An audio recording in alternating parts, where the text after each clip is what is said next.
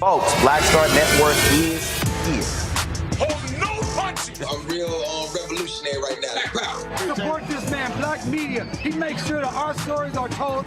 Thank you for being the voice of Black America, Roland. Stay black. I love y'all. All momentum we have now, we have to keep this going. The video looks phenomenal. See, there's a difference between Black Star Network and Black-owned media and something like CNN. You can't be Black-owned media and be scared. It's time to be smart. Bring your eyeballs home. You dig?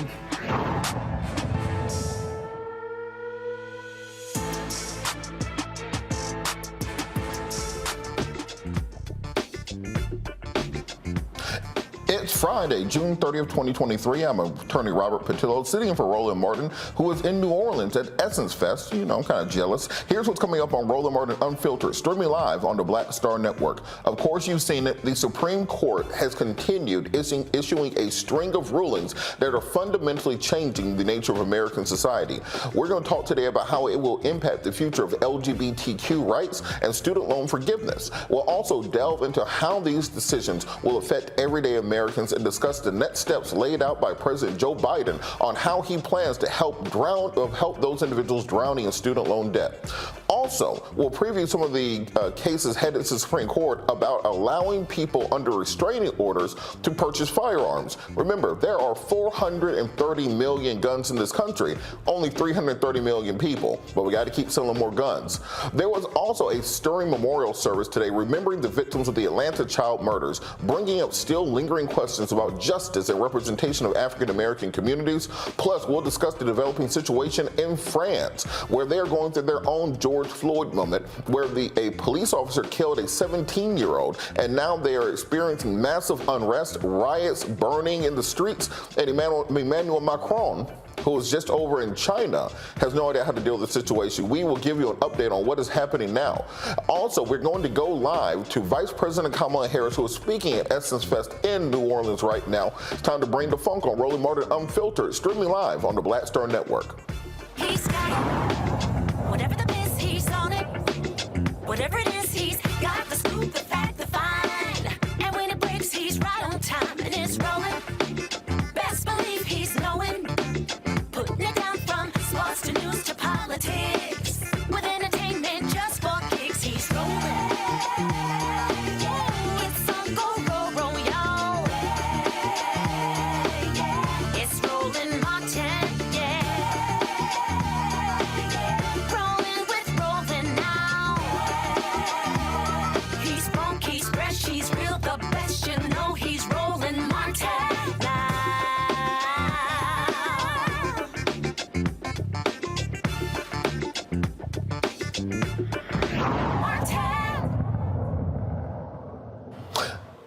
We're going to go live to Vice President Kamala Harris speaking at Essence Fest. Monica Simpson here. What is going on?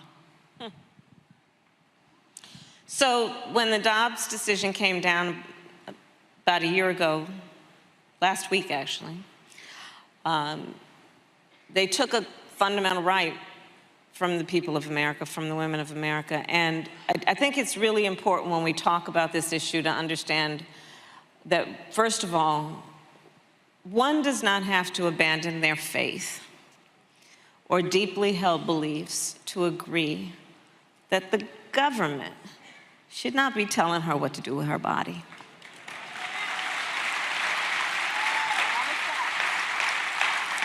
If she chooses, she will talk with and consult her pastor, her priest, her rabbi. But the government should not be telling her what is in her best interest. Trust the women of America.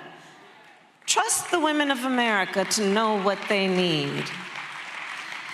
And what we have seen happen is exactly what we so sadly and accurately predicted. Women across America who are silently suffering, so many of them, who are being made to feel as though they've done something irresponsible or wrong, who are being judged, who are being denied access to essential and critical care. Understand that after the Dobbs decision came down, laws have been proposed and passed that are criminalizing physicians with significant prison time in many cases. understand that laws are being passed in America since that decision came down a year ago that make no exception for rape or incest. And I know it's a difficult conversation to discuss, but one must discuss it because we have to be real about what's happening right now in our country. As many of you know, and Sonny, you and I share this background as prosecutors. When I became a prosecutor because my best friend in high school, I learned was being abused by her stepfather. And I said to her, you have to come live with us. And I called up my mother, she was at work, and she said, yes, she has to come live with us, and she did. Now, these extremist so-called leaders who are passing these laws saying no exception even for rape or incest, understand what they are saying, these so-called leaders. They are saying that after someone has survived a crime of violence, a violation to their body, that after that has happened, you will not have the choice about what happens to your body next. That's immoral. That's immoral. And they want to prance around as so-called leaders with their little flag pins? Yes, yes. This is what's happening in our country right now. And I've met far too many women who have shared their stories. A woman in Texas, actually many women in Texas, who was suffering a miscarriage, went to the emergency room for help, and they turned her away. We can't help you because we're afraid about the laws, what it might do. She went back again. I need help and assistance with what's happening, this miscarriage. She wanted to carry her pregnancy to term. They turned her away. It was not until she developed sepsis that they treated her. I met another young woman who came to one of my events with her husband. She was diagnosed at 18 weeks pregnancy. They prayed to have a baby. At 18 weeks pregnancy, she was diagnosed that it was fetal disease and that the baby would not survive. They were devastated. She wanted to then have a procedure. She was denied to have the procedure. So basically, she was being told that she should carry this, even though the diagnosis was clear about what the outcome would be. So she had to travel from Texas to Washington State to get the procedure. Now, again, let's break these things down because it's more than just some intellectual and political issue. So this young woman who prayed that she would be able to have a child and then received a diagnosis from her doctor that is devastating news, now has to be made to get a plane ticket if she can afford it, go through TSA, sit on a plane with a bunch of strangers, to go to a healthcare provider she doesn't know to address this critical issue. It's inhumane to make people do that. Absolutely. And this is what's happening in our country every day. People silently having these experiences. And I think it's so important that we all speak out and say that this is a violation of basic rights that are about bodily autonomy and self-determination. That's right. And we have to stand with what we know to be right and true about the importance of foundational principles such as freedom, and say that we are not going to stand for this. And we are going to stand up and speak to the need to, one, elect members of the United States Congress who will pass national legislation to reinstate the protections of Roe v. Wade, that we will pay attention to who's governor, and if they're passing and signing these state laws, who's the attorney general, who's in the state legislature, if they're passing laws criminalizing, who's your prosecutor. And we've got to vote in our numbers and speak loudly about this grave injustice that is affecting the women of America. Vote, vote, vote, vote. Now I have vote, vote, vote. You have that power in your hand, at least where they're not gerrymandering. I want to finish this line of questioning, and Monica certainly has another line of questioning that she is going to get to that's very important. I just want to switch gears quickly and talk about the Black maternal health crisis. Because as you know, they say when the world, gets a cold, we get the flu. That's exactly right. It's another issue you have been such a champion for us, and we thank you for that. Can you tell us how you view the relationship between the fight for reproductive rights and the Black maternal health crisis? Because for some people, there seems to be a disconnect there. Oh, for some people, they have just revealed themselves to be hypocrites. So here's why I say that. So this is an issue I've been working on for many, many years. And in fact, when I was in the Senate with my colleagues, the Congressional Black Caucus, I was on the Senate side. They who worked with me on this were mostly on the House side. We proposed and got passed what we call the Momnibus to address the need to support mothers and women in the various stages of motherhood. And what I can tell you, and everyone here probably knows, is this. We are one of the wealthiest nations in the world, and we have one of the highest rates of maternal mortality in the world. Black women in America are 3 to 4 times more likely to die in connection with childbirth. Native women are twice as likely to die. Rural women are 1.5 more likely to die. And if you're a Black woman in rural America, you can see where that's headed.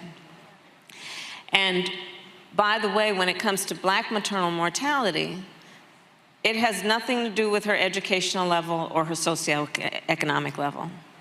It literally has to do with the fact that when she walks into that clinic, that emergency room, that doctor's office, she is not taken as seriously.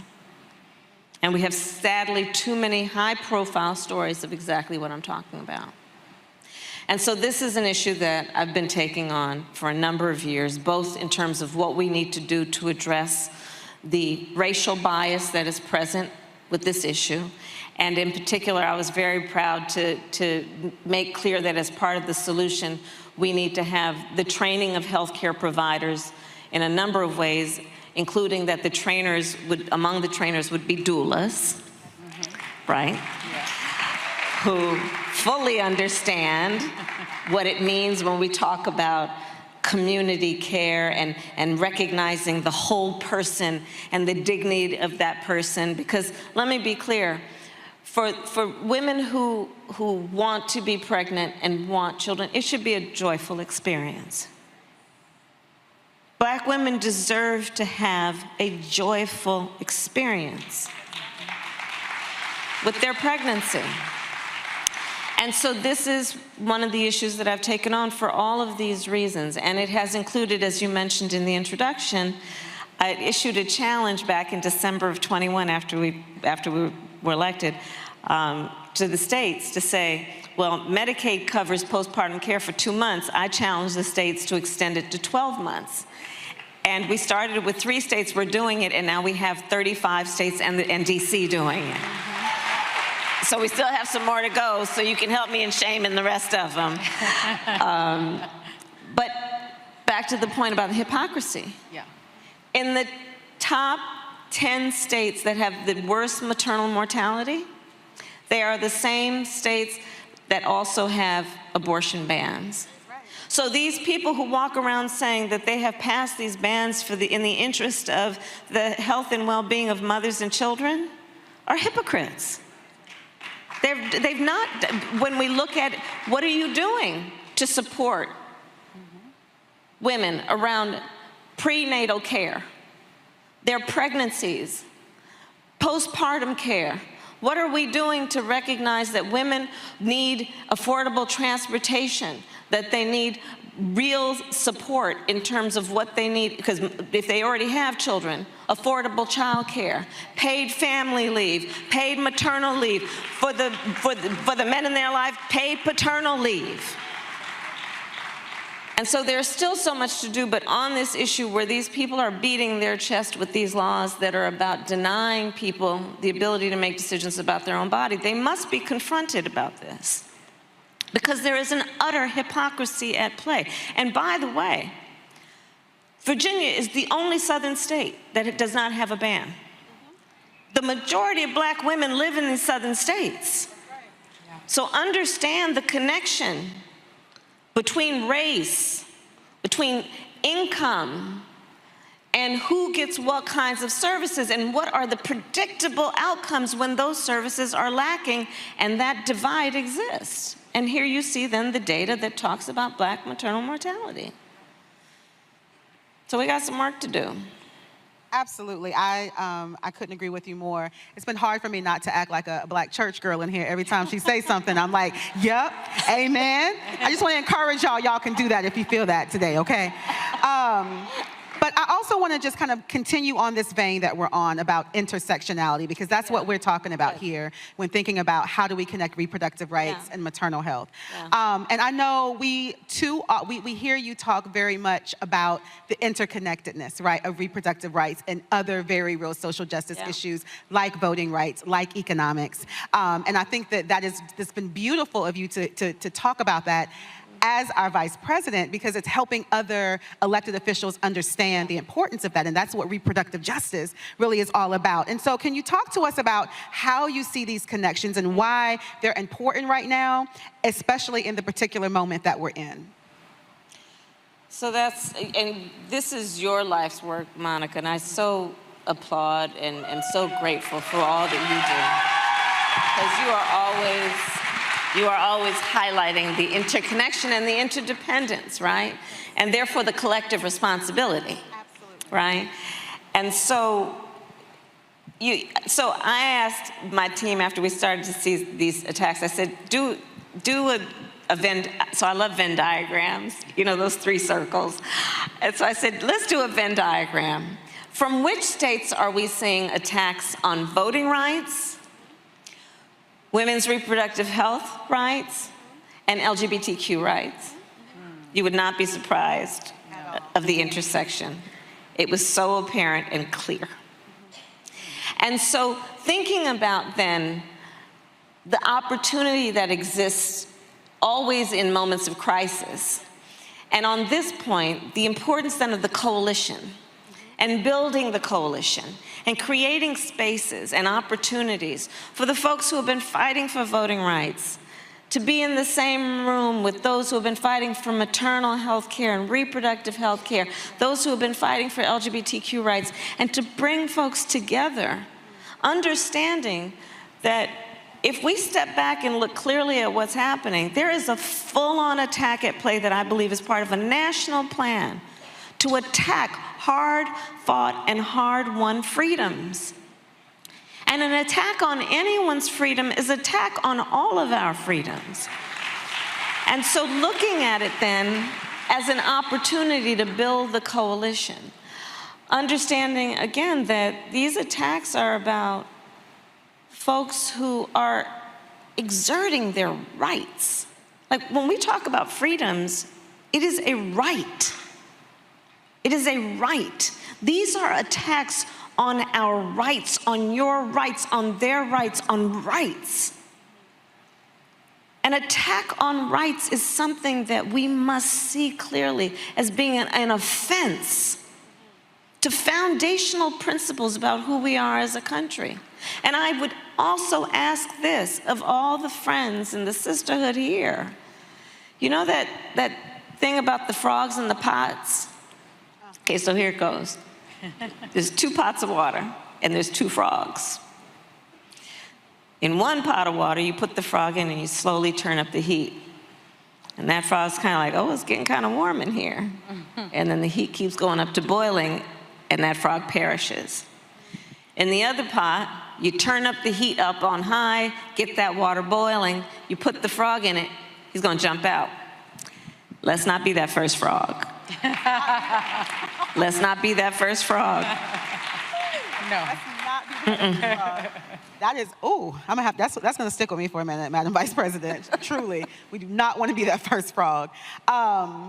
I want to push us a little bit further into a different conversation, but one that is so timely and so necessary right now. And that's the issue of gun violence in this country, right?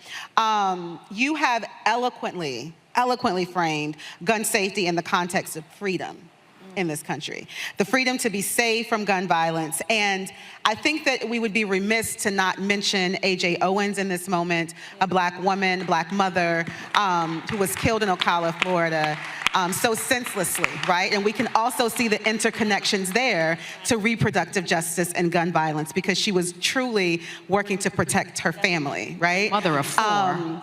And so we know that this issue was big and it's multi-layered, right? Can you take a moment to just talk about what we can do to really end this senseless violence that is harming so many in our communities right now? Well, there's a theme in this conversation that we are all having, which is about many things, including rights and freedoms, and also the importance of the vote. That's right. Because you see, we need people in the state houses and in the United States Congress who have the courage to act around very clear and reasonable gun safety laws, who don't fall for the false choice that you're either in favor of the Second Amendment or you want to take everybody's guns. I'm in favor of the Second Amendment, but we need an assault weapons ban. Assault weapons are literally designed to kill a lot of human beings quickly. That's right. These are weapons of war that have no place on the streets of a civil society. That's right. 1 in 5 Americans has a family member who has been killed by gun violence. The #1 cause of death for children in America is gun violence, not some disease. Gun violence is the #1 cause. And when you start looking at the statistics in terms of our young people, young black people in America, it is a crisis of extraordinary proportion that we should also think about, not only in the context of the right to live free from violence, but also in terms of the importance not only of public safety, but public health, because be clear, we are also talking about a residual impact that is actually a direct impact, which is about trauma to individuals, to families and communities that lingers. The fear that communities are experiencing, where a mother has to say to her child, if gun violence is ringing out in the neighborhood, jump in the bathtub to avoid a stray bullet. Or how about the fact that our children are right now, they're on summer break, K through 12, but they're gonna start school in the fall, and one of the first things they're gonna learn, barely before they learn their teacher's name or where the bathroom is how to hide in a closet quietly if there is an active shooter in their school. Talk about the trauma. Yeah. I have met children who have said to me, I don't like going to 5th period. And I said, baby, why don't you want to go to 5th period? Because there's no class, there's no closet in 5th period classroom. This is real. Our babies are afraid to be in a classroom where their backs are to the door. And then these so-called leaders, these extremist leaders will say, well, the solution to that is let's have the teachers strap a gun. Are you kidding me? Jesus. Oh. And so, again, though, this has to be about what do we do in terms of fighting for real leaders who have an understanding about what is sensible and reasonable. You know, after, I was just talking to some folks, after, so the Tennessee 3, the 2 Justins and Gloria. So I hope you all saw that. So I was actually at home, it was watching the late night news with my husband, and I saw what was happening in Tennessee, and the people who run the legislature, so the 2 Justins in particular, 2 young legislators in their 20s, young African-American men, leaders.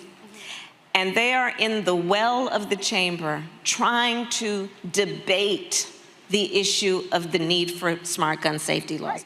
They are in the well of the chamber. And you know, for these wells and these chambers and legislators in legislative bodies, they're designed for debate. Literally, the design is for debate. They are trying to debate in session. They're in session.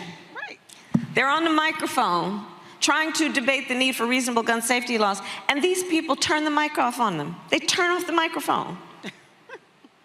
You talk about attacks on our democracy, we're not even looking for symbols anymore. They're turning off a microphone. That's right. But this is what I loved about this. This is what I loved about that. So these young leaders said, all right, anybody got a bullhorn? And they got a bullhorn to make sure the voices of the people were heard. And you gotta love, love, love, love, love that. Yes. You've used your bullhorn quite a bit. You've used your pulpit quite a bit. And I know we've had this discussion that as DA in California, you prosecuted crimes against women and children. As a federal prosecutor, I prosecuted child sex crimes, of course, and child trafficking. And that always makes you feel like you're on the right side. You've also have been such a champion for women's health, including reproductive health care. You filed briefs as an AG to protect access to reproductive health care. As a senator, I really miss your Senate debates. I'll be really honest with you about that. Is there any law that tells a man what he can do with his body? I just really miss it. I just miss it. As senator, you led on maternal health and have carried that forward also, of course, as vice president. You're leading the administration's work on reproductive health, as we've mentioned before. I mean, my question is, it sometimes feels like such an insurmountable topic. Why is it so important to you? Why do you think you're getting so much pushback? And where do you see the way forward, if you can? Well, Sonny, first of all, you know, as I said, I feel very strongly that the promise of America will only be achieved if we are willing to fight for it. I love my country. I believe in its promise. I'm also very clear-eyed that we will not see progress if we do not fight for it. All of the movements for progress in our country have been movements where people were prepared to take to the streets, prepared to organize, prepared to speak loudly with truth about what is happening, all with the intention of finding solutions. And when I look at the work that I did, whether it was being a prosecutor to say we need to focus on crimes against women and children and protect them, but also when I was DA, I said we need to also do things like, I created one of the first initiatives that was about getting services and jobs and then dismissing cases against young adults.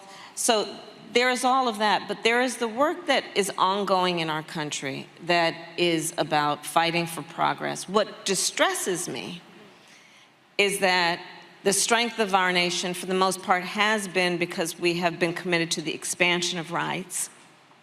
And for the first time in a long time, we are seeing very powerful forces that are engaged in an intentional goal of restricting rights. And we've got to take this moment seriously. Back, Monica, to the point about the frogs. And here's how I also see it.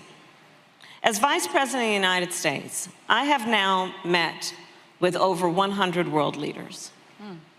Presidents, prime ministers, chancellors, and kings. When we walk into those rooms representing the United States of America, traditionally we do so chin up, shoulders back, with the self-appointed and earned authority to talk about the importance of democracy, rule of law, human rights. But what this group, all of us know, is that the thing about being a role model is people watch what you do to see if it matches what you say. Say that. Say that. And one of my fears about this moment includes that in places around this world where, for example, women are fighting for their rights, some dictator, some autocrat is looking at them and saying, you want to hold out the United States as your example? Look what they're doing. You want to, maybe it's a different person saying you're fighting to end corruption in elections? Look what they're doing. You be quiet. The implications of what is happening in our country not only directly and right now in real time affect all of us as Americans, but very likely affect people around the world. So that's how I think about this moment in terms of what is at stake. And I go back to saying, we have to fight for the future we deserve. We have to fight for a future that we deserve, also understanding that very foundational principles about who we are as a country are at stake, including freedom and equality and basic notions of justice. And the thing about a democracy, and I'll end my point with this, I think there's a duality to the nature of democracy. On the one hand, there's an incredible strength. When a democracy is intact, it lifts up individual rights. It protects civil rights. It's very strong in that way. On the other hand, it's very fragile. It's very fragile. It will only be as strong as our willingness to fight for it. And so fight we must. Thank you for that. I think we've heard two really key words come from you, Sunny, and from you, Madam Vice President. And the first word that you said, of course, Sunny, was vote, like how important that vote is. And then you followed up by talking about organizing. And so voting is powerful when we organize. And one of the powerful things I love about organizing as a cultural strategist and someone who's deeply rooted in culture work as a means to really move the masses and to really dismantle systems of oppression. And we've had this conversation, Madam Vice President. There is such a power in using the culture, right, to be a tool to make those movements happen. We've seen you on the parking lot, right? We have seen you convene really powerful influencers that represent, television shows, from actors to musicians. Like, they really have a pulse of the people. Yeah. And I truly believe that some of our elected officials are learning from you that policy alone, without using culture to actually shift hearts and minds of people, doesn't really make the mark for us. So can you talk to us, because we are in the room, in the epicenter of Black culture this weekend, and there's a lot of folks in here, in particular Black women, how y'all doing, who are in this room who want to take action. They want to protect their rights. They want to be able to move and channel their energy in very intentional ways. What are some of your ideas as to how we can do that, and how important do you think culture is in particular to help us do that?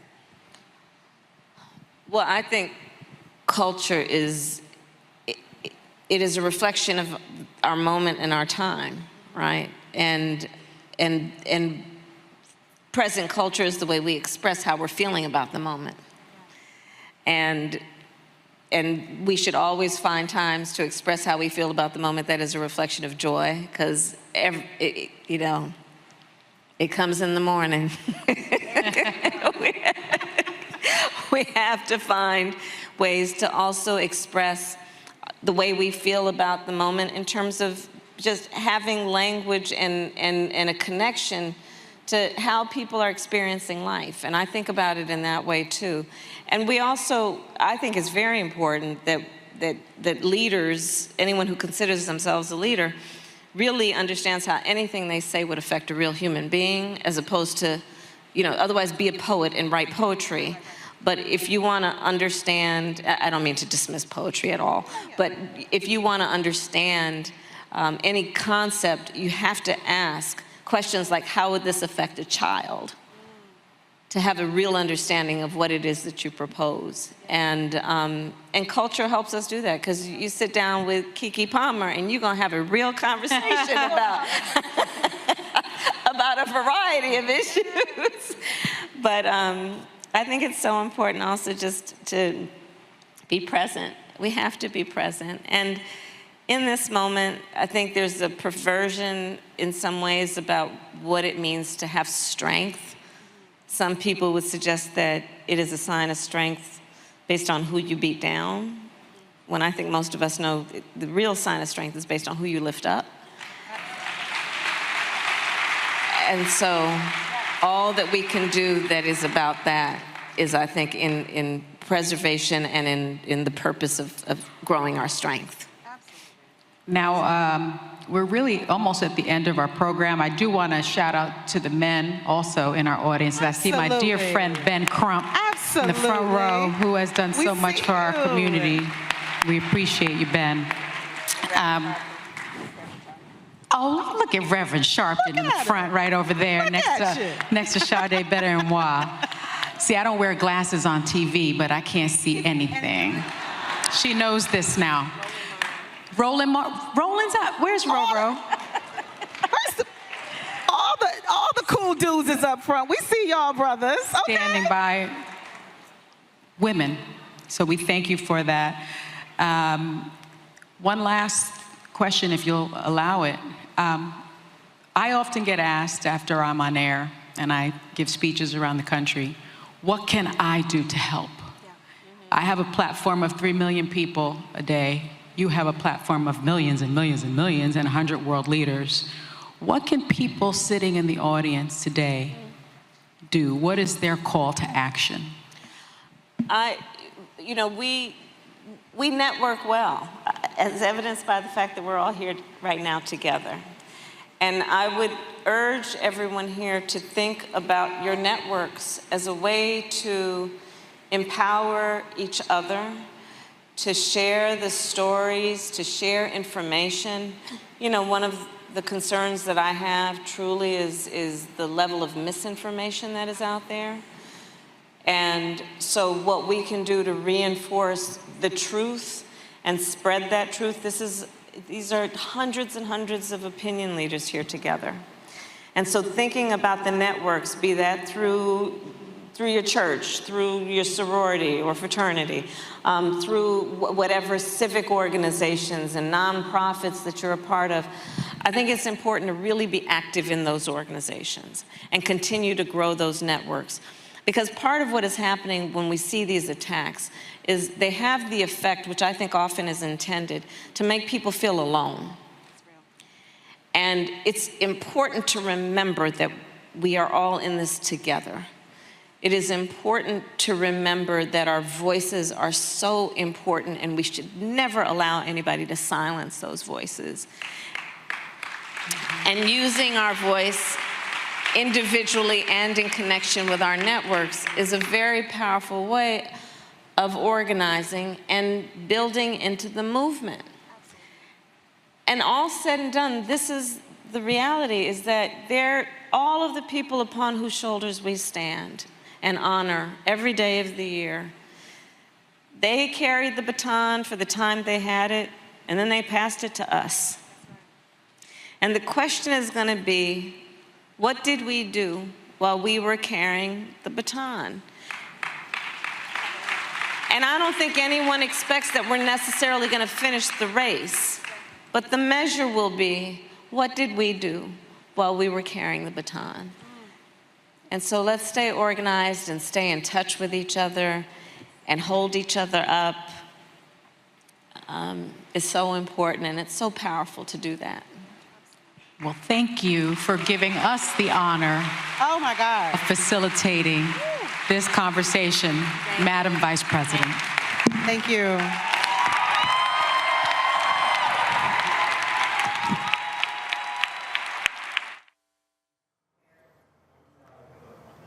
You just heard from Vice President Kamala Harris talking at the Essence Festival in New Orleans, covering a wide range of issues, everything from women's rights to the role that we play in democracy. I want to bring the entire panel in. We have Abdul D'Souza, founder.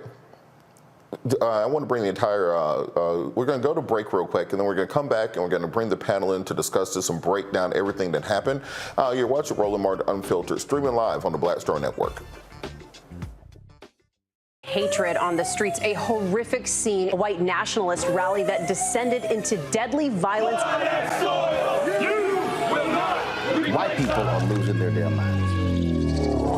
As an angry pro-Trump mob storms the U.S. Capitol, we've seen shooting. We're about to see the rise of what I call white minority resistance.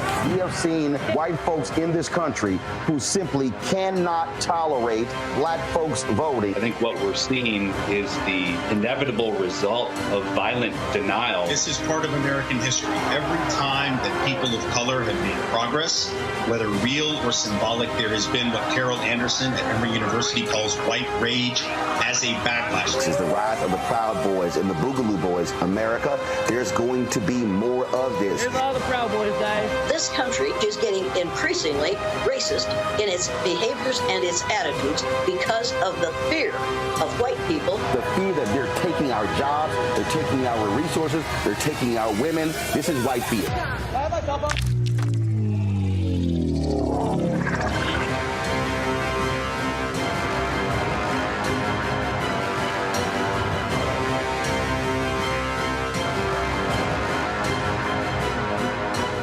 Black Star Network is here. Oh, no punch! I'm real revolutionary right now. Thank you for being the voice of Black America. All momentum we have now, we have to keep this going. The video looks phenomenal. See, there's a difference between Black Star Network and black-owned media and something like CNN. You can't be black-owned media and be scared. It's time to be smart. Bring your eyeballs home. You dig?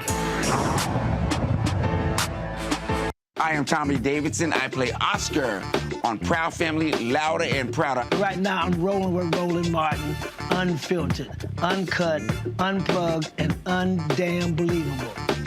You hear me?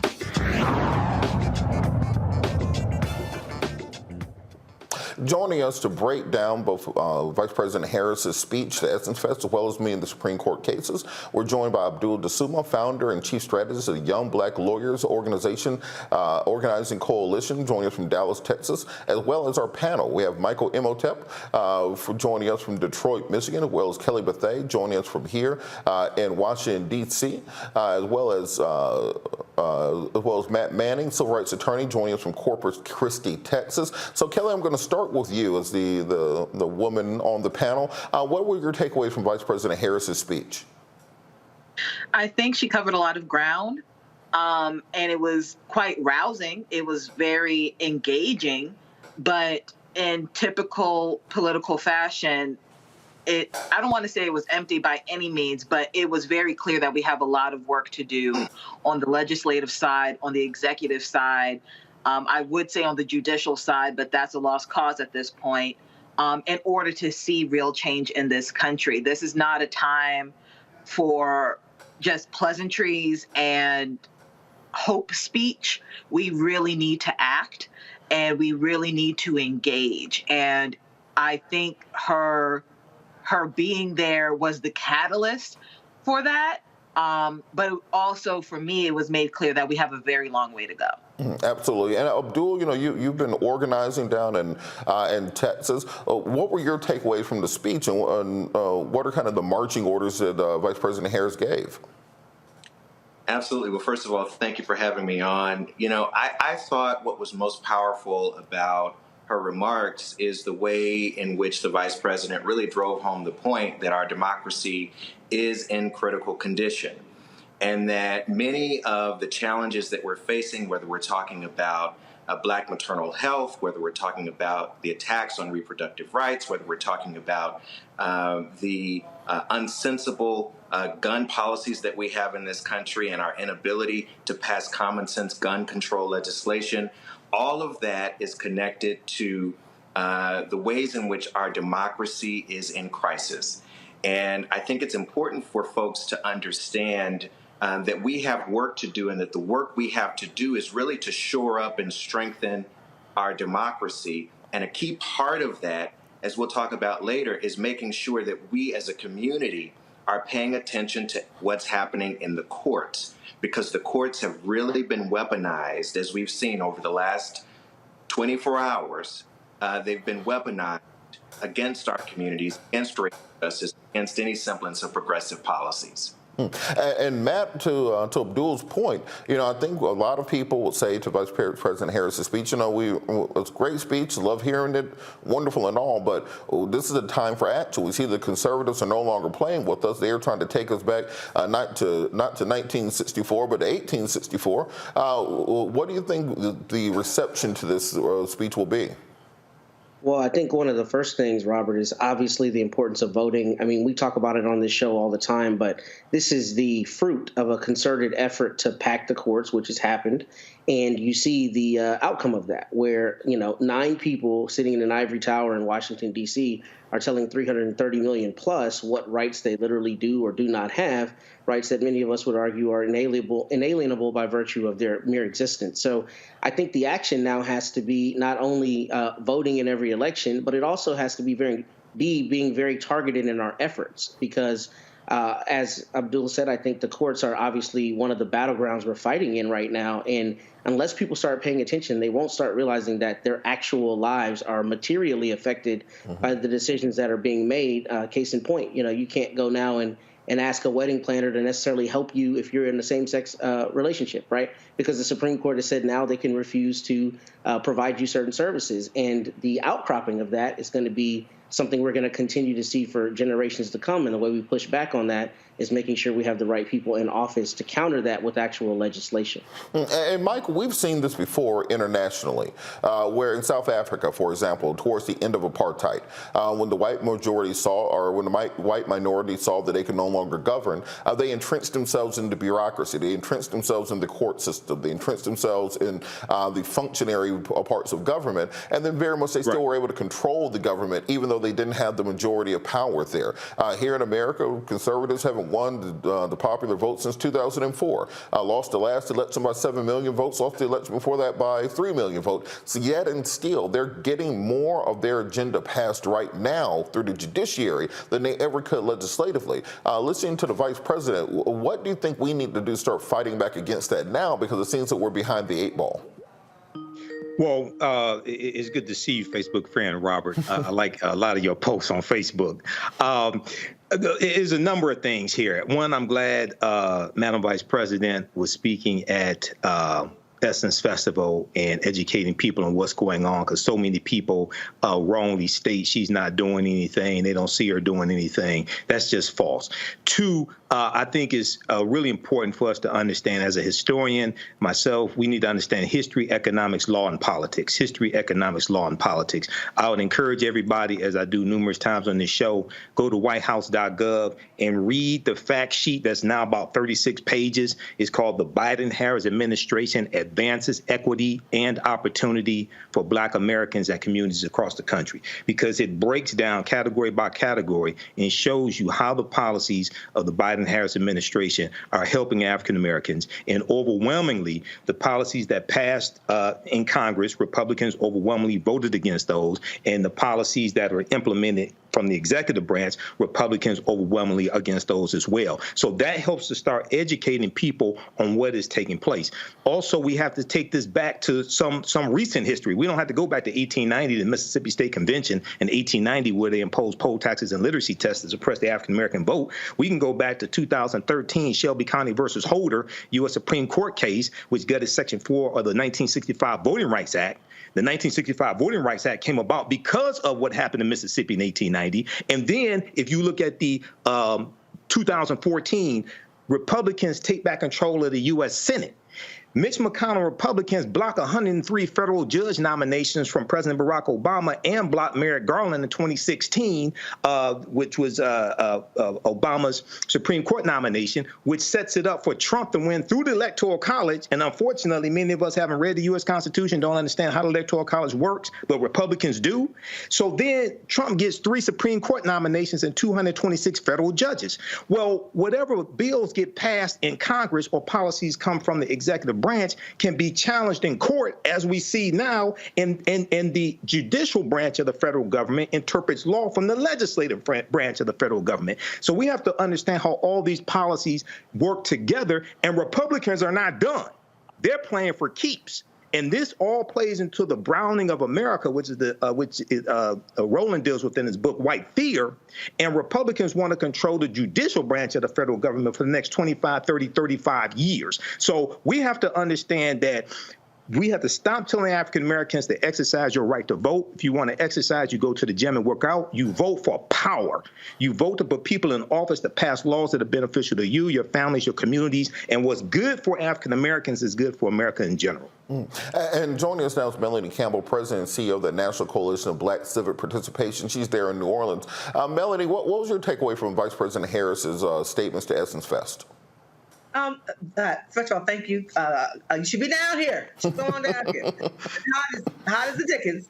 Well, I think that she did a good job. I didn't hear clear transparency. Didn't hear the whole entire speech. But I think part of what I was able to hear was she was really kind of laying down, how do I say, the things that they have done, but also addressing the true reality of where we are right now. We are in a situation as a country where the gains that we've made are being reversed in such a fashion, and just making sure folks are, I hate to use this, overuse this word, but we better be awake about what's going down right now. And so I think she was not shying away from the challenges that we are facing, and that we can do something about it, and we can. And we got to play the long game too. I'm not saying she said that. I'm saying that we got to play the long game. Because when you talked about power, and that's real, and it is real that what's happening is that they are trying to cut off all the levers of power that we've been able to utilize as Black people in this country. And so we've got to come together more and get real serious about looking at that long game, because all they did was keep playing that game until they've been able to really annihilate a lot of situations that will impact our young people, our kids for so long. I've lived long enough to know when Clarence Thomas got put on that bench, right? Mm-hmm. And that's how, in the civil rights community, I was in Atlanta at that time, living in Atlanta, and being around Dr. Lowry and others in the SCLC and others who wanted to believe him. And it didn't take us long to figure out, shouldn't have believed him. I won't embarrass you. Well, he's been embarrassing us for 30 years.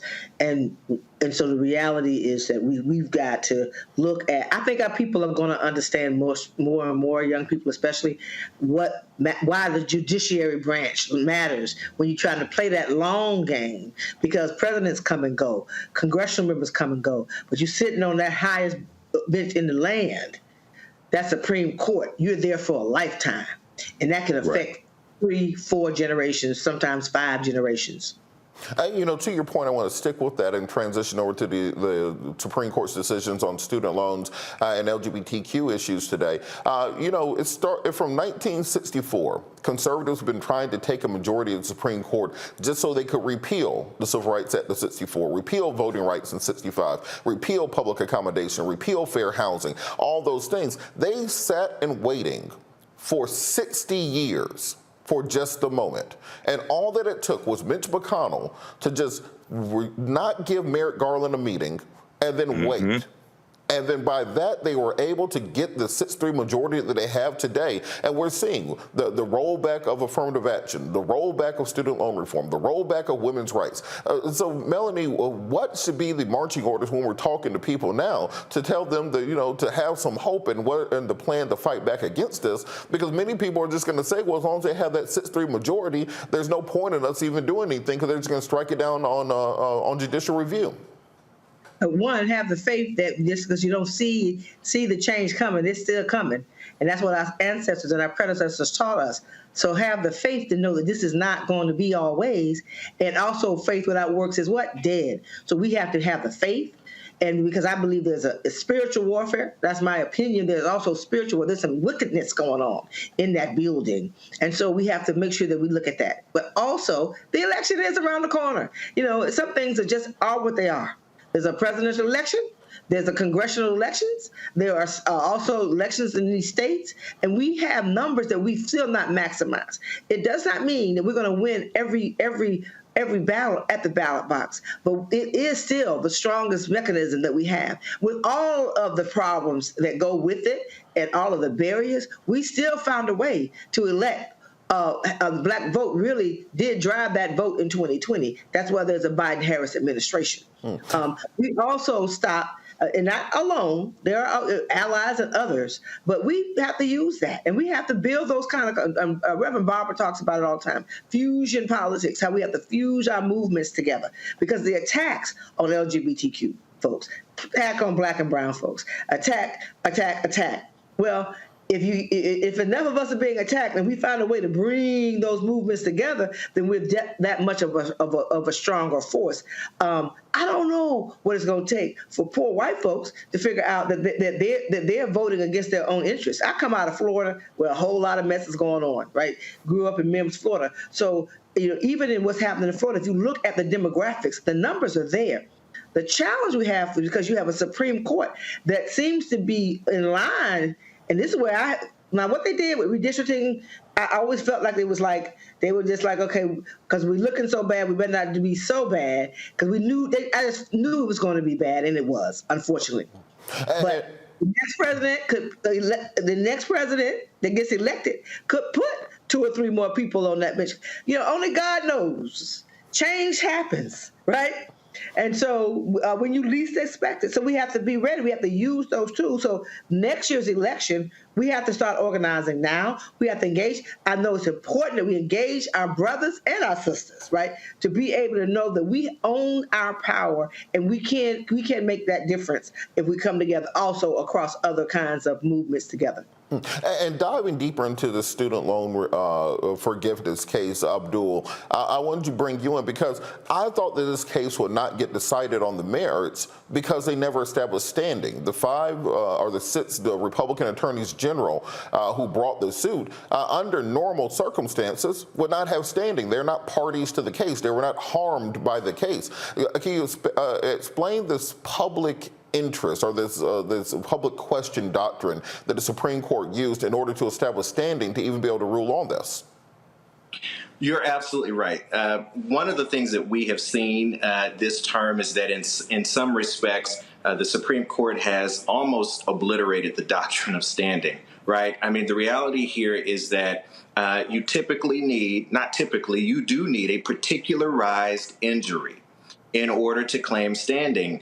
And it's unclear here what the particularized injury here is that allowed the court to reach the merits on this decision. There was a lot of hand-wringing, a lot of nuance, a lot of parsing by the Chief Justice in order to get to the merits, because clearly they wanted to decide on the merits. And ultimately they did. And I think we have to be mindful that the way they got to the merits here is through this doctrine, which really is a made-up doctrine, called the Major Questions Doctrine.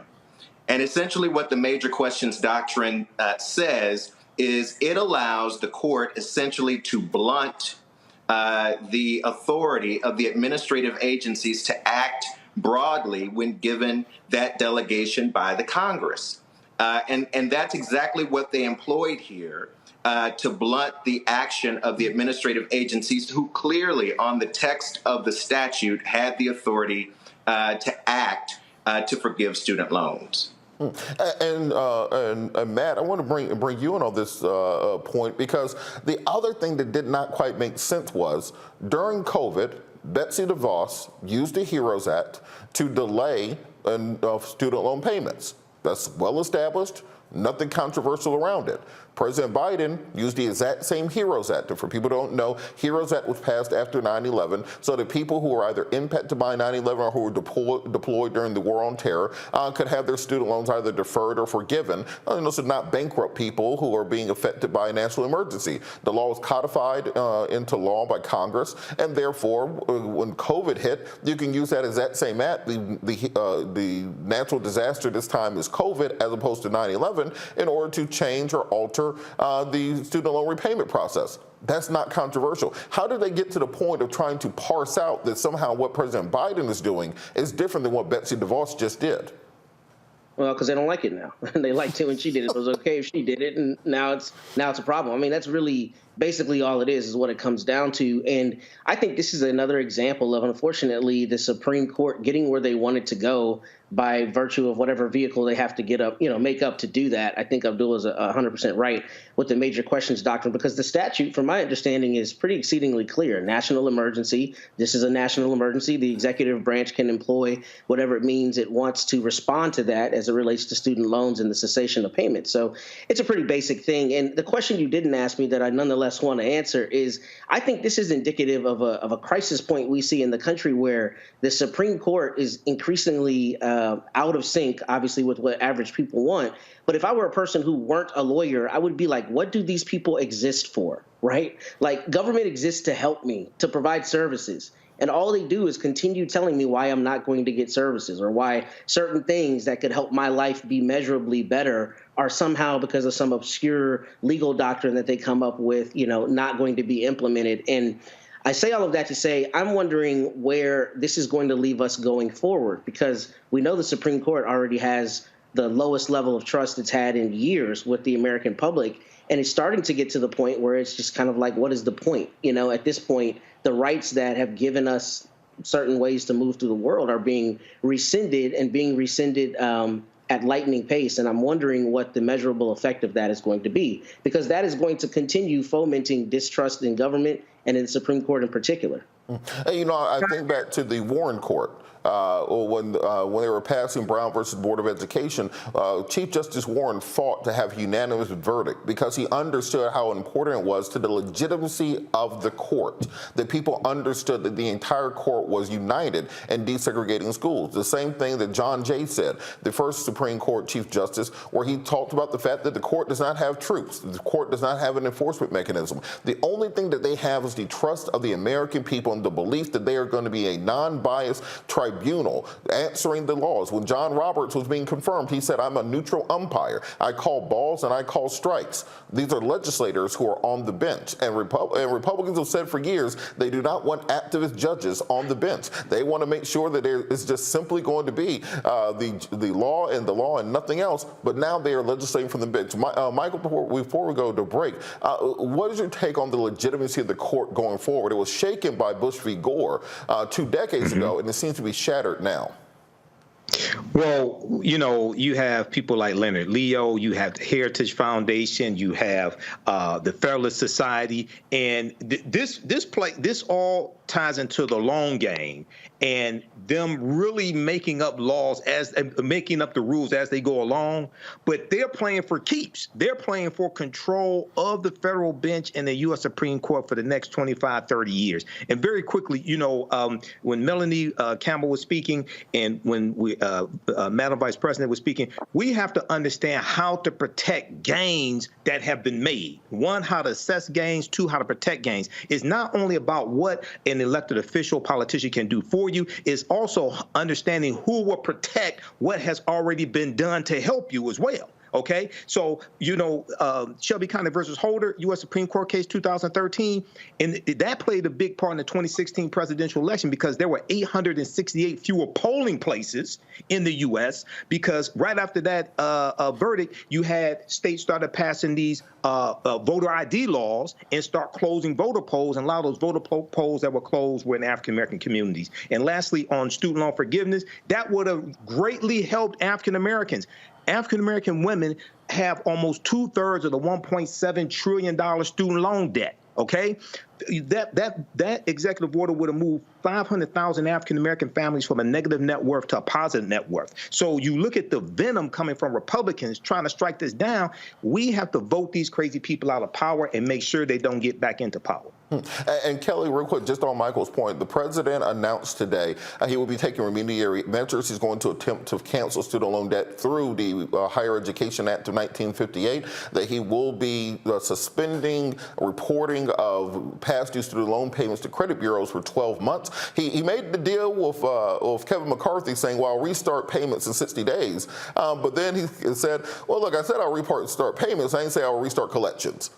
Kevin McCarthy got hustled. But what is that going to be enough going forward? Or do we really need legislative action on student loan reform? I think when it comes down to it, we are going to need legislation on every damn thing, because we cannot trust the courts to interpret the laws as they stand, and we cannot rely on the executive powers that the president has because they are so fleeting. We need legislation. That is the whole point of the legislative branch, to codify policy, to codify law, and that is not what's happening right now because of, frankly, people just not wanting to do their job. Now, while everybody is really focused on student loan relief and the like, especially with this Supreme Court case that came down, while that was troubling, my biggest concern was the case regarding the LGBTQ rights in this country, because what that did was a slippery slope into Jim Crow 2.0. Well, we're going to talk about that on the other side of the break. I know we're going to talk into that, and I'm not going to go into it right now because I know we got to go to break, but the student loan thing will resolve itself eventually because something's got to give. And what's not going to give is my coins, and I say that proverbially, like if I got to pay, I got to pay. But as a collective, this is not going to get paid back. It's virtually infeasible in the way that this economy has been structured right now for us to pay back $35K, $50K, in my case, almost $250K. Thank you, law degree. So all of that to say, yes, the legislation needs to happen because the alternative cannot happen. Absolutely. Well, we're going to talk more about this in the other cases in front of the Supreme Court after the break. You're watching Roland Martin Unfiltered, streaming live on the Black Star Network. We'll be right back. My early days on the road, I learned, first of all, as a musician, I studied not only piano, but I was also drummer and percussion. I was all city percussion as well. So I was one of the best in the city on percussion. There you go. Also studied trumpet, cello, violin, and bass, and any other instrument I could get my hand on. And with that study, I learned again what was for me. I learned what it meant to do what the instruments in the orchestra meant to each other in the relationships. Right. So that prepared me to be a leader. That prepared me to lead orchestras and to conduct orchestras. That prepared me to know, to be a leader of men, they have to respect you and know that you know the music. You have to be the teacher of the music. You have to know the music better than anybody. There you go. Right, so you can't walk in unprepared.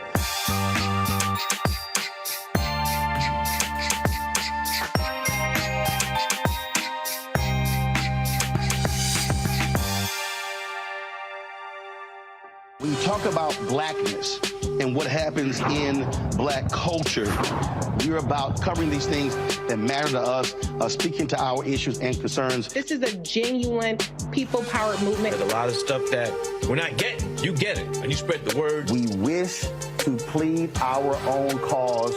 Too long have others spoken for us. We cannot tell our own story if we can't pay for it. This is about covering us. Invest in black-owned media. Your dollars matter. We don't have to keep asking them to cover our stuff. So please support us in what we do, folks. We want to hit 2,000 people, $50 this month, raise $100,000. We're behind 100,000, so we want to hit that. Y'all money makes this possible. Checks and money orders go to P.O. Box 57196, Washington, D.C. 20037-0196. The Cash App is $RM Unfiltered. PayPal is R Martin Unfiltered. Venmo is RM Unfiltered. Zelle is roland@rolandsmartin.com.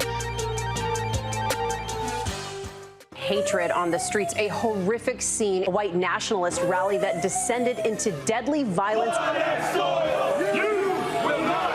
White people are losing their damn minds. as an angry pro-Trump mob storms the U.S. Capitol. We've seen We're about to see the rise of what I call white minority resistance. We have seen white folks in this country who simply cannot tolerate black folks voting. I think what we're seeing is the inevitable result of violent denial. This is part of American history. Every time that people of color have made progress, whether real or symbolic, there has been what Carol Anderson at Emory University calls white rage as a backlash. This is the rise of the Proud Boys and the Boogaloo Boys. America, there's going to be more of this. Here's all the Proud Boys, guys. This country is getting increasingly racist in its behaviors and its attitudes because of the fear of white people. The fear that they're taking our jobs, they're taking our resources, they're taking our women. This is white fear.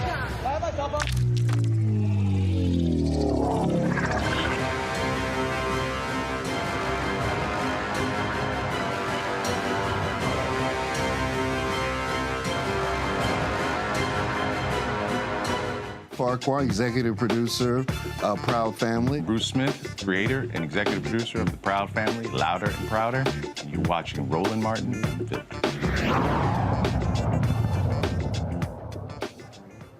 Welcome back. Today, in the second major case decided by the Supreme Court rolled back protections for the LGBTQ community, but this is a Trojan horse for rolling back the rights for everybody else. And in sum, this case comes down to a Colorado woman who has a company that designs websites. And she does not want to design websites for gay people because she claims her strongly held religious beliefs as being a Christian.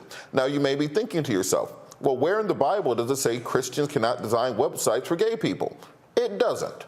And that's why this woman did not have standing. Not only does the Bible not say that, also, she had never actually been asked by a gay person to design a web page. However, using the major questions doctrine, the Supreme Court decided to give her standing, even though none existed, and then they ruled that she, because of her strongly held religious beliefs, should not be forced to design a web page which nobody asked her to design for gay people. Joining us to discuss this is former CEO of the Rainbow Push Coalition, president and founder of SALT, an advocacy group, Reverend Dr. Todd Yeary. Dr. Yeary, how are you doing this evening? I'm listening to you talk about that Trojan horse, because that's a big deal today. Lots of Trojan horses on the loose. Absolutely. So talk a little bit about how the Supreme Court found its way to actually answering this question, even though this woman has never been asked to design a gay web page, has not received any injury, hasn't lost any money, this has never even happened. Normally the court would say that this is not right for finding, but somehow they still found standing. Well, not only would it normally be that it's not right, there's no issue. There's nobody that's come to her. She wants to expand her business. She says that she's open to producing websites for all people, provided it does not conflict with her religious beliefs, and yet she's trying to get the Supreme Court to chime in with an injunctive firewall, just in case some customer that she does not yet have decides to ask her to do something that she's not yet been asked to do.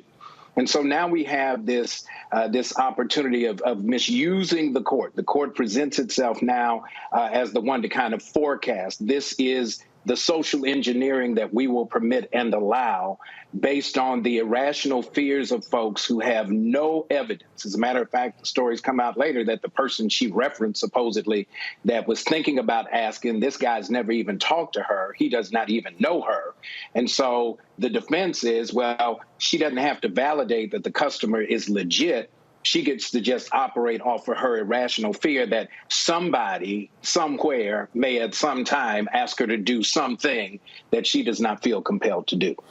And can you talk about the slippery slope, Trojan horse nature of this? Because we saw this in Florida with Ron DeSantis. When he wanted to get rid of Black history, he said, oh, it includes queer history. And so then because people have this anger towards the gay community, they said, oh, yeah, we'll get rid of Black history to get rid of the queer history also. In this case, you're saying, well, you don't have to make a gay webpage, but then let's say her religious beliefs tell her, well, you know, I don't really like Jews either. Does that mean she doesn't have to make a Jewish webpage, Catholic, Black, anybody else? What are the limits on this? Well, there are none. We don't know yet. Basically, what the court has done is it's not a slippery slope. It's a ledge, and we just jumped off. We just got pushed off of it, so that it allows anybody and everybody to claim that somehow my deeply held religious belief might create this irrational fear, this almost religious psychosis that causes me to claim that my speech, my expression of my religious beliefs will be adversely affected if I am forced to deal with people who behave or conduct their lives in a certain way. So it could be, I don't like black people because I don't, or interracial marriages, or you just name it, right? The sky's the limit. There are no boundaries. And the court just basically opened Pandora's box to be able to say that the paranoia of this regression that we've seen politically, as embodied in January 6th and all of the other irrational behaviors, now gets a receptive audience amongst the nine to be able to say, your fears are not irrational, and we will actually protect you from the boogeyman. I want to bring Melanie Campbell back into this discussion. So, Melanie, where are the limits of this? Because it seems to be pretty plenary. That as it's deemed right now, pretty much anybody can claim that anything is their religious, their strongly held religious beliefs. Because the Supreme Court does not lay out what you actually have to show to say that this is part of your strongly held religious beliefs. Are there any boundaries to this? If we just literally reapprove segregation in America?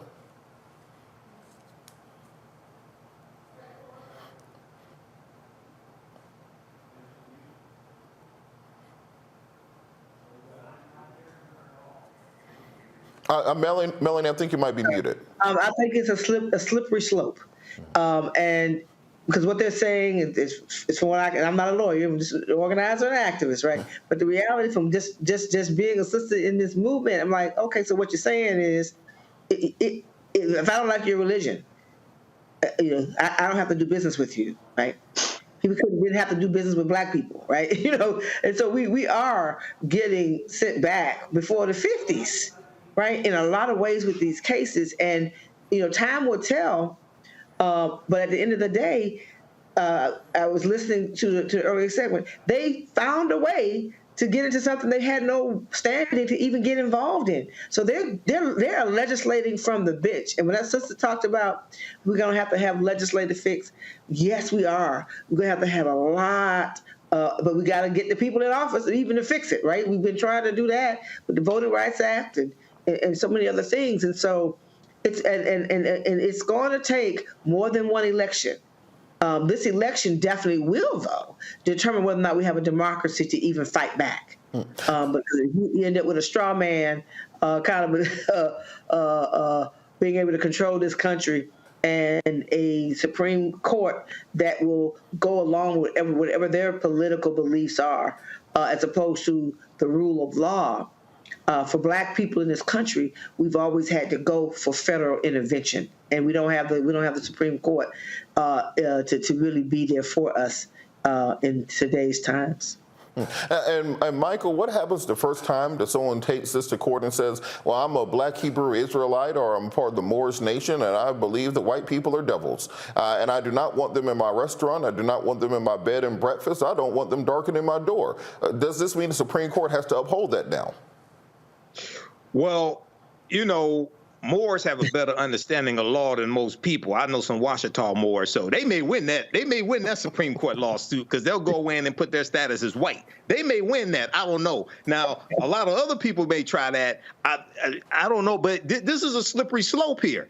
This is, I can't stress this enough. Elections have consequences, and you go back to 2016. You had so many people who were too woke to vote. They wanted a perfect candidate. Then they want Hillary Clinton. If Hillary Clinton had become president, you'd have a 6-3 liberal majority as opposed to a 6-3 conservative majority, okay? And a lot of this stuff would not have taken place. We've been able to preserve a lot of these laws and make advances. So this is really dangerous territory right now. I know, and I was on Facebook, you and I on Facebook all day, and or a good portion of the day. I was looking at some comments saying, okay, now Biden has to expand the court. Well, the ability to expand the court belongs to Congress, not the president. Now he can encourage it, But it's up to Congress. That's Article 3, Section 1 of the U.S. Constitution, which goes back to why we need to study the U.S. Constitution. That belongs to Congress. Well, you need, if I'm correct, Robert, you ain't going to be able to do it with 51 votes. You need 60 votes in the Senate. Is that correct? Yeah, I think we have officially started the race to 60.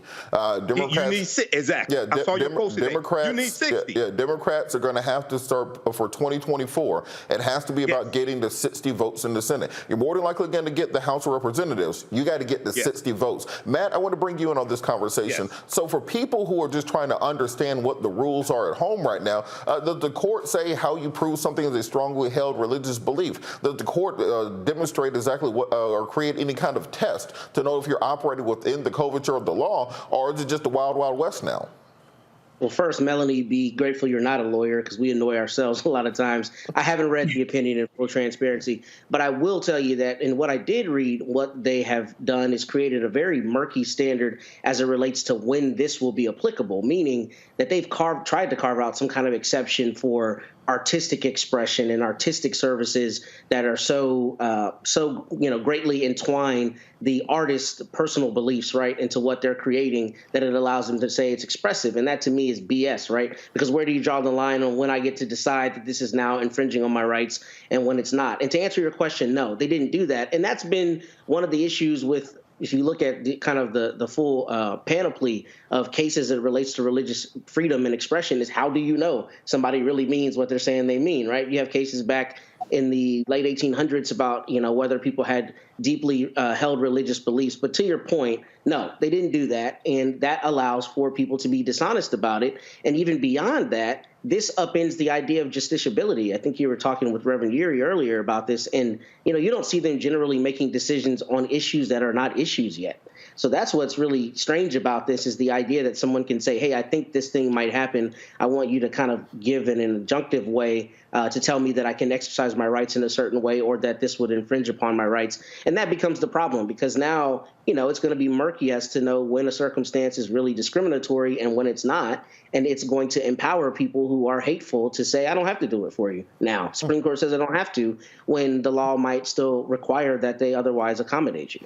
The crazy thing is, it was just last week in the border case where the Supreme Court ruled that the governor of Texas didn't have standing to bring the case. And now this week, in 2 cases in a row, they said, well, standing doesn't matter. We'll just invent it when we feel like it. Kelly, when I read this decision, it reminded me of the movie Life. And I'll tell you the one scene. I know what I'm talking about. When Eddie Murphy and Martin Lawrence walked into the pie shop, and they said, well, can I have a slice of pie? He said, well, no, these ain't no nigga pies. Well, guess what? Now that's legal. That's legal in America right now. I have artistically created these pies. I've invested myself so much into the artistry of my baking that I have created a nigger-free pie. And so what do you think happens in America where that becomes the new standard, and all someone has to say is I've invested artistry into it, and therefore it's non-judiciable by the Supreme Court, and it's enforceable by law. You can't sue me. You can't have me arrested. You can't do anything about it. You just can't have the pie. Nigger-free pie. I'm trying. Come on, Kelly. Hold it together. Let's go. I'm trying. All right. So here's the thing about this case.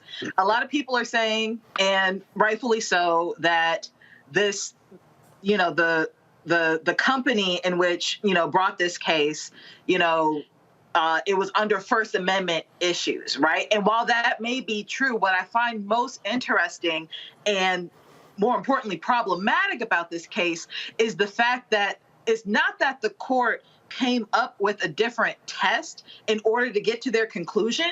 What they did was take her plight, being, I don't want to do this because I'm Christian, they took her as a protected class. And they diminished the other protective class, being sexual orientation.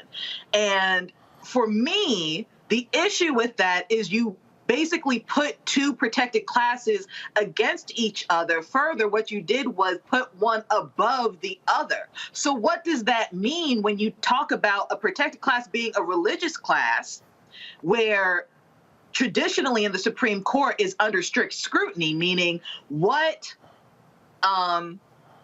what is the state interest for protecting this class, right? As far as religion is concerned, why are we really protecting? What is the state interest? What does the state have to do with whatever's going on the basis of religion, right?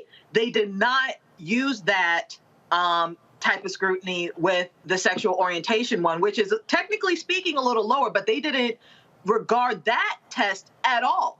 So my issue with this is, if you have another tier for protected classes outside of what has already been established, what exactly does that mean? And that's what I mean by the slippery slope. So you're telling me that the religious class trumps the class of race. You're telling me that the religious class under strict scrutiny trumps the strict scrutiny class of national origin, trumps sex, trumps age, trumps alienage, trumps migration, all the things that are under that strict scrutiny class. And that's how we are going to get the Jim Crow 2.0, because you're saying that race low-key isn't under strict scrutiny anymore because you don't regard it, and that is the issue here.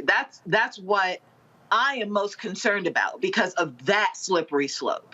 And Abdul, on that point, we saw this in the affirmative action case where you take, if it's a white person suing to overturn the affirmative action, more than likely you have a different outcome than recruiting Reverend Geary. When you're talking about the case where you have Asian students versus black students, here you have a Christian woman versus the LGBTQ community. Have they effectively gotten rid of the concept of strict scrutiny at the Supreme Court?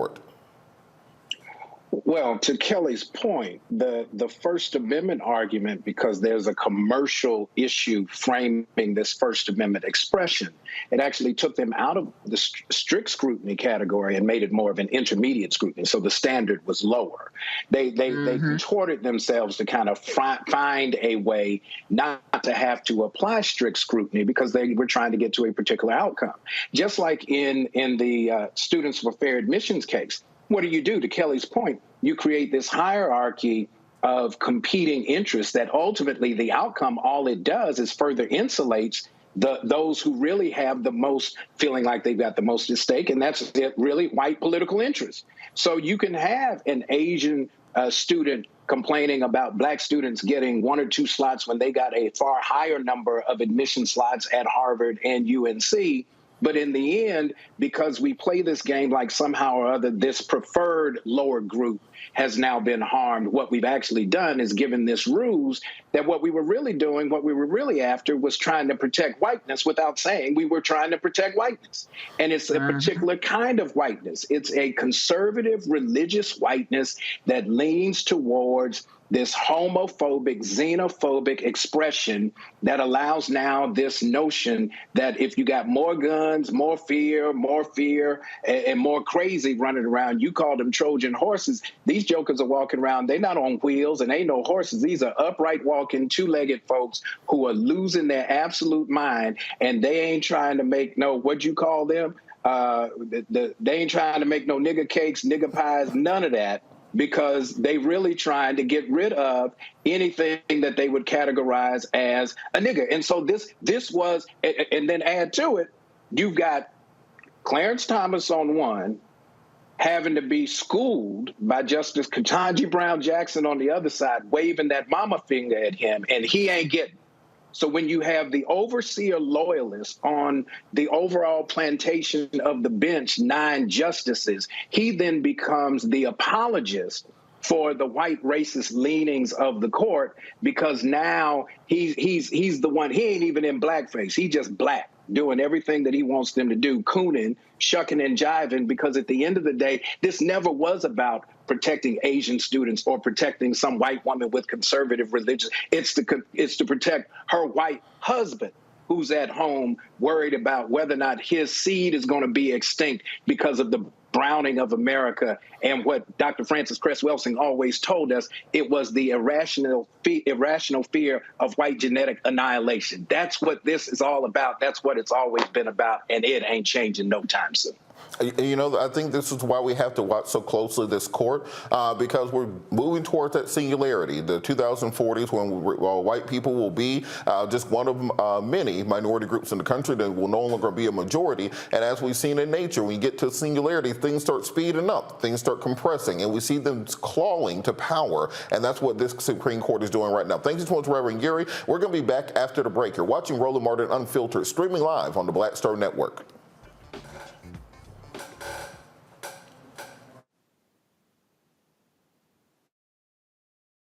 That we have to have.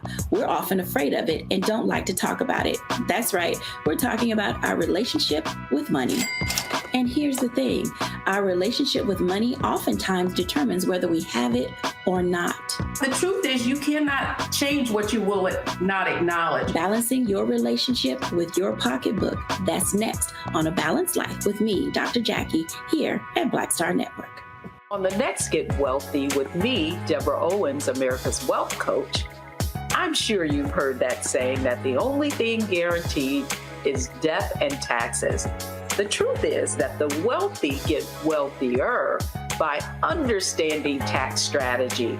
And that's exactly the conversation that we're going to have on the next Get Wealthy, where you're going to learn wealth hacks that help you turn your wages into wealth. Taxes is one of the largest expenses you ever have. You really got to know how to manage that thing and get that under control so that you can build wealth. That's right here on Get Wealthy, only on Black Star Network.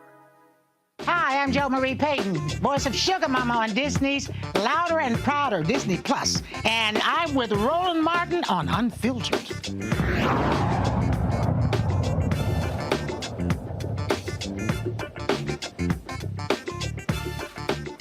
The Supreme Court, in more crazy news, says it will consider whether a 30-year-old federal law prohibiting people under domestic violence restraining orders aren't allowed to possess firearms.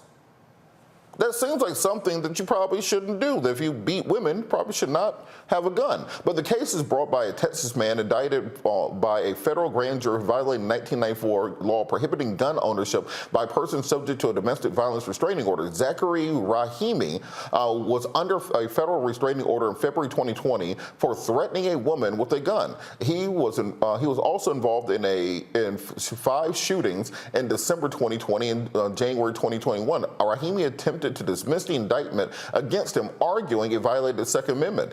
A federal district court denied his motion, noting that the federal appeals court upheld the constitutionality of the firearms law in 2020. Rahimi pled guilty and was sentenced to 73 months in prison, but appealed to the United States Appeals Court for the Fifth Circuit. After an additional review, the Fifth Circuit reversed the decision, saying the 1994 gun restriction for people was subject to domestic violence restraining orders violated the Second Amendment, as the government failed to meet the burden of showing that the law is consistent with the nation's historical tradition of firearm regulation. The justices will hear the arguments in its next term, which begins in October. The reason this is important is we saw from the Heller decision a couple years ago that they established the Second Amendment as being an individual right, even though the Second Amendment says a well-regulated militia. The letter starts, those are the words to it, a well-regulated militia. The Supreme Court said, well, that doesn't count. The only part of that amendment that counts is where it says the right to keep and bear arms shall not be infringed. So if it says shall not be infringed, what this case is arguing, another one of those Trojan horse cases, is arguing that no gun law is constitutional. Doesn't matter if you are a woman beater, doesn't matter if you're a convicted felon, doesn't matter if you're a terrorist, that any gun law in America could be invalidated. So Michael, I'm going to start with you on this. What do you think will be the consequences of the Supreme Court effectively invalidating every gun regulation if they rule in the affirmative on this case? This is, Robert, this is dangerous. This is going down another slippery slope. We're already dealing with, 430 million guns in the country and a population of like 330 million people. You're going to have an increase in deaths from domestic violence. You're going to have an increase in women being killed, African-American women being killed, if the Supreme Court sides with this man here. So Once again, this is why we have to be vigilant and really understand the law. And I would argue, I know a lot of people may say, oh, well, this is the white man's law, things like this. They may make those arguments. If they use the law to trap us, and, you know, I would argue we need to understand the law better than they understand the law, so we can disarm them of their weapon and try to utilize political self-defense and use the law to our advantage. But once again, this is dangerous, and this is why elections have consequences. Okay, not just the president, but also the U.S. Supreme Court as well. I mean, U.S. Senate, also the U.S. Senate that confirms federal judges, confirms Supreme Court justices. So we need to watch this also. And Matt, on that point, if under the Heller decision, they ruled that the right to keep and bear arms is indeed an individualized right. And then you lay on top of that this, which may invalidate the regulation saying that, well, if you have a restraining order against you for beating women, that you shouldn't be allowed to have a gun. Will any gun law be able to stand constitutional scrutiny, or will we have nationwide constitutional carry? Well, you know, I don't want to be glib, Robert, but I think the ones that they think should be able to stand will be able to stand, and the ones they want to invalidate because it's politically expedient, they will invalidate. And look, I'm currently a criminal defense attorney, among other things, and I've been a prosecutor, and this is a huge issue in Texas, in South Texas, where I live especially. And what I think is actually interesting about this issue is that it implicates something far larger than just gun rights.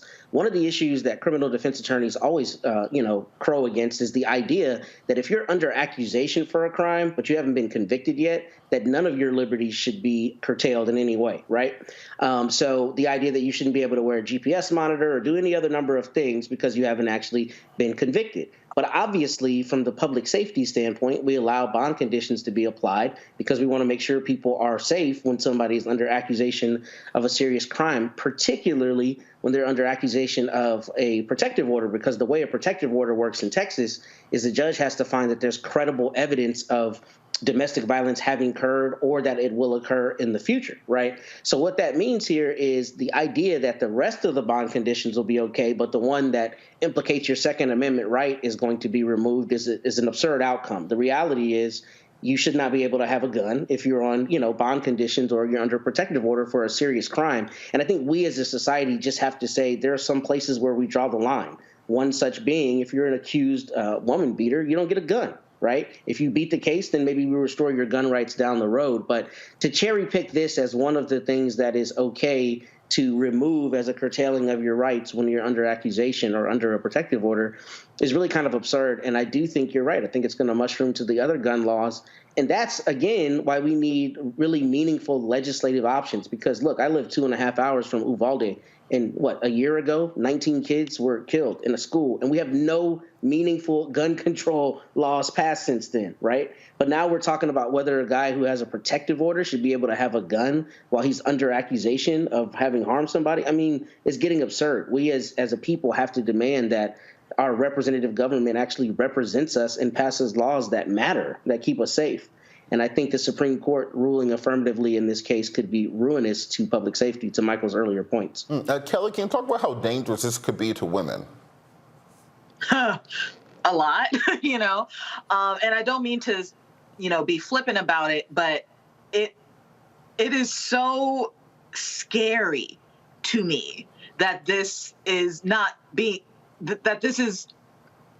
only being presented to the Supreme Court, but ironically, even though it's being presented to the Supreme Court, which is a serious issue, that in itself implies that it's not that big of a deal for a felon to have a gun, right? And this kind of actually goes back to the last case, my point being regarding protected classes under constitutional law. With this case, it's almost as if the Supreme Court is saying that not necessarily felons, but gun owners are a protected class, and anything impacting gun owners should be held under strict scrutiny by constitutional law. That's crazy. That's insane, because it's not something that you identify with. It is not something that is innate within you to have a gun. It's not your skin color. It's not your gender. It's not your orientation. It's your right. And I say that loosely to have something. And they are treating that right, again, I say that loosely, to have something as though it is a state interest to keep.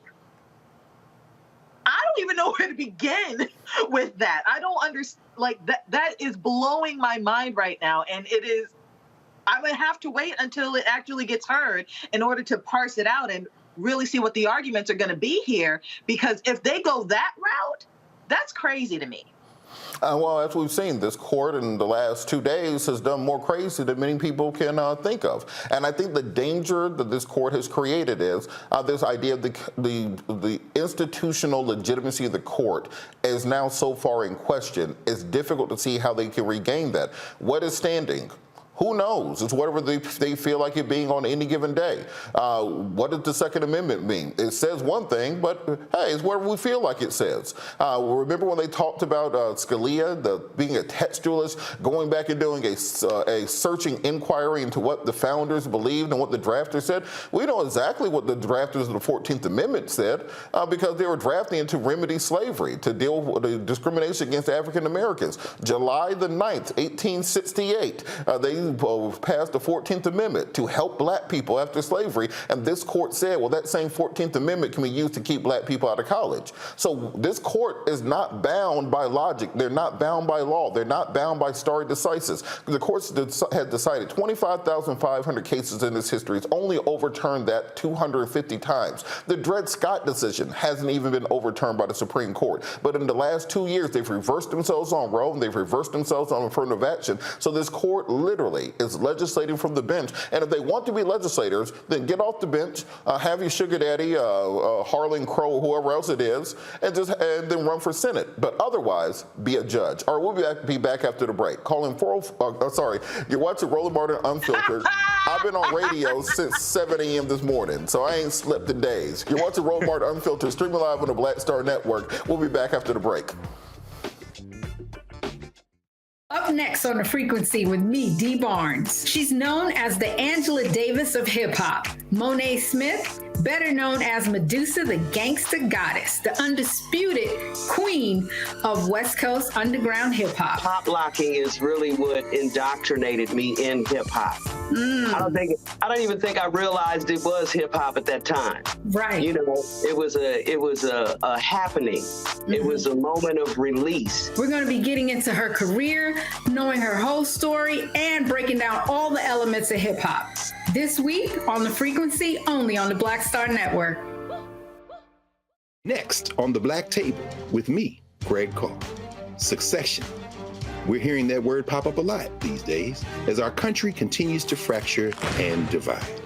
But did you know that idea, essentially a breaking up of the USA, has been part of the public debate since long before and long after the Civil War, right up to today? On our next show, you'll meet Richard Crichton, the author of this book, who says breaking up this great experiment called America might not be such a bad thing. That's on the next Black Table, right here on the Black Star Network. Hi, my name is Freddie Ricks. I'm from Houston, Texas. My name is Sharon Williams. I'm from Dallas, Texas. Right now, I'm rolling with Roland Martin, unfiltered, uncut, unplugged, and undamn believable. You hear me?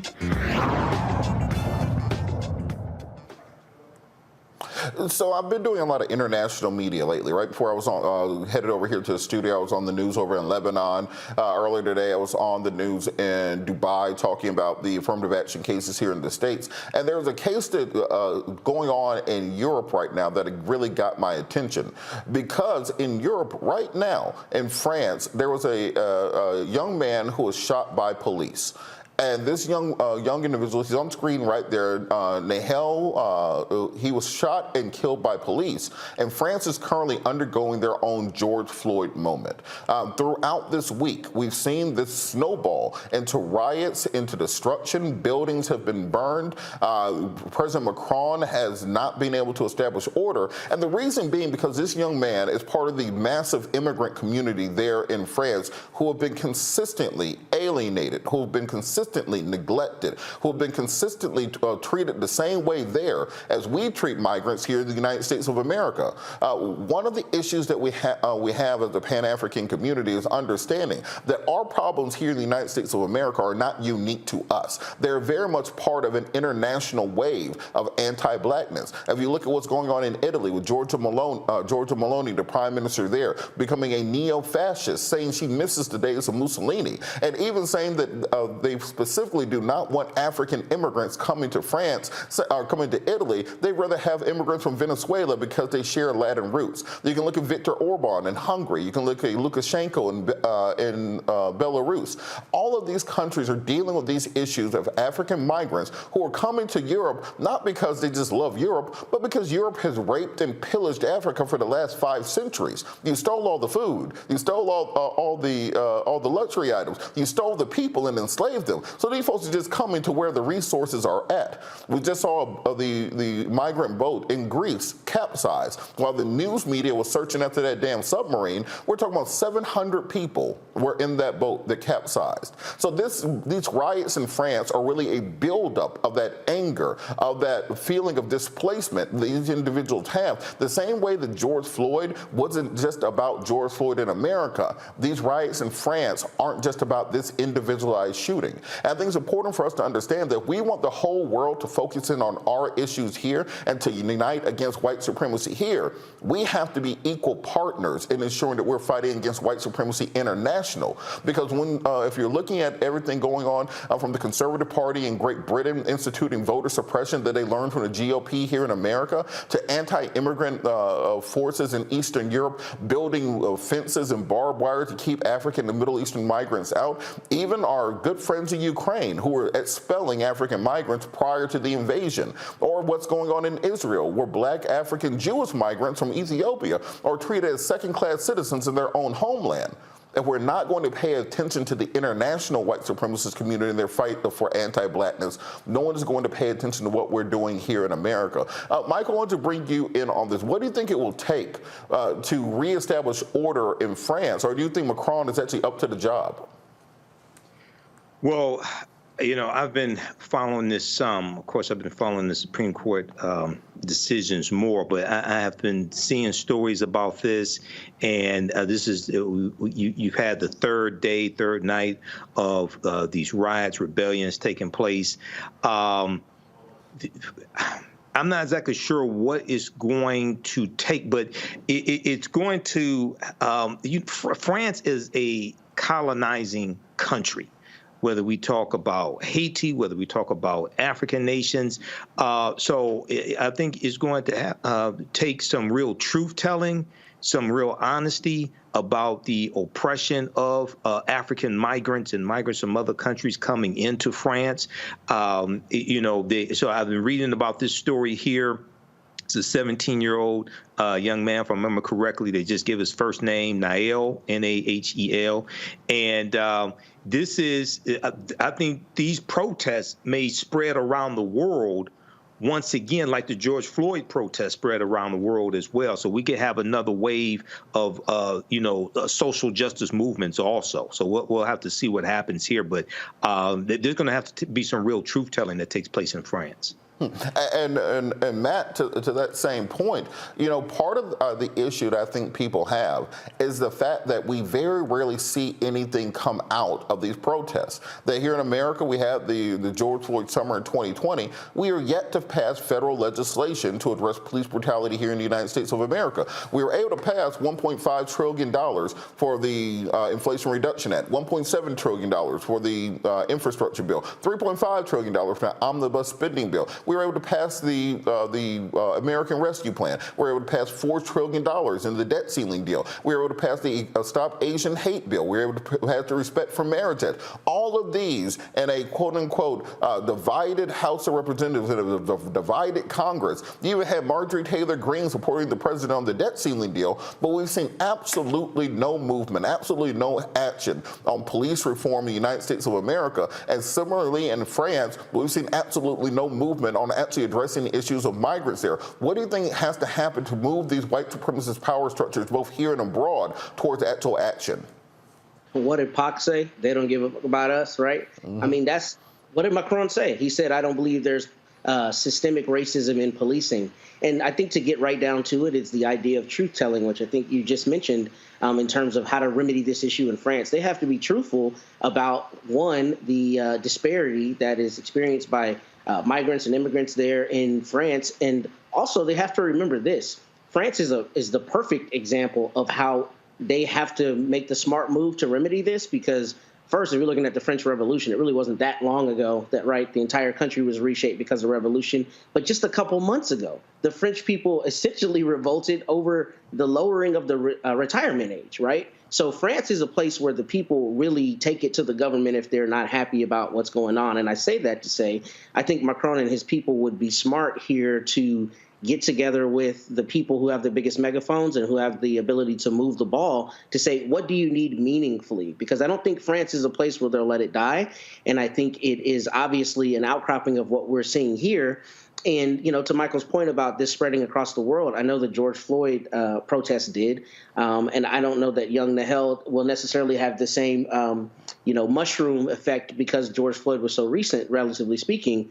But outside of that, France would really be remiss if they didn't take this as an opportunity to meaningfully listen to its citizens. Because if not, I think there's a good chance that there will be more. I think 900 people have already been arrested.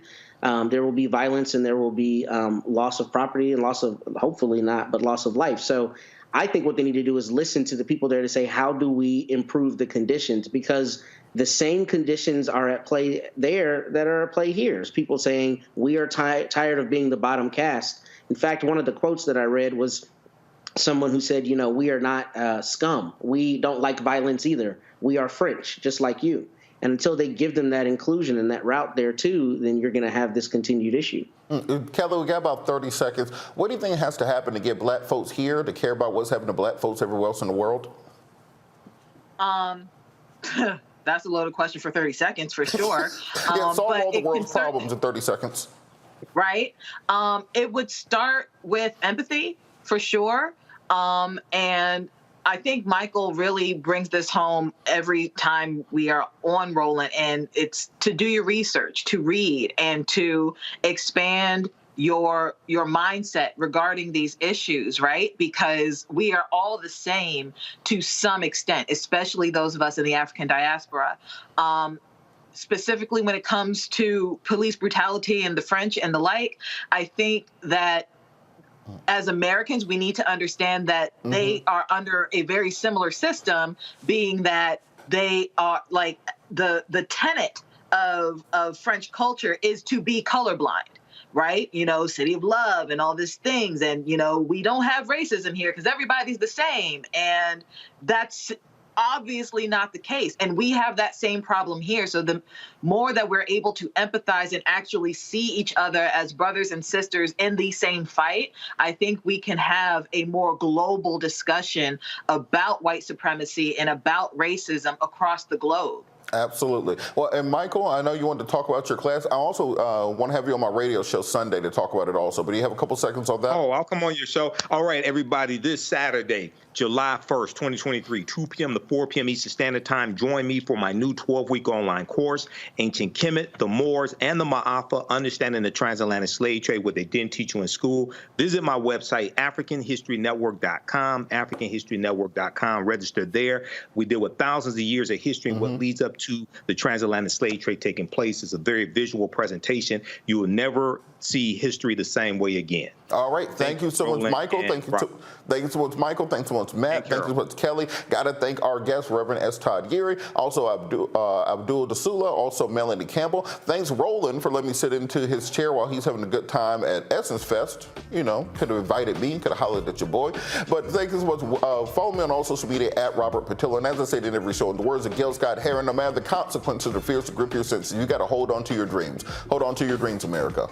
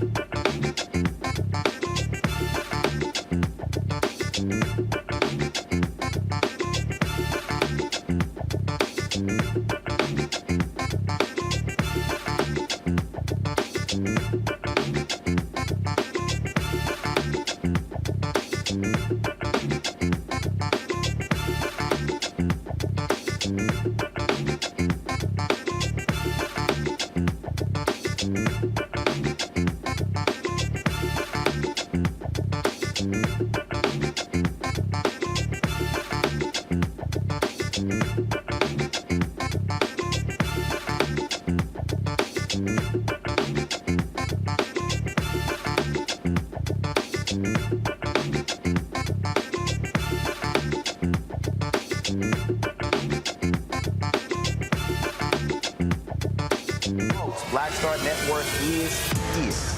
Hold no punches. I'm real revolutionary right now. Support this man, Black Media. He makes sure that our stories are told. Thank you for being the voice of Black America, Roland. Stay black. I love y'all. All momentum we have now, we have to keep this going. The video looks phenomenal. See, this difference between Black Star Network and Black-owned media and something like CNN. You can't be Black-owned media and be scared. It's time to be smart. Bring your eyeballs home. You dig?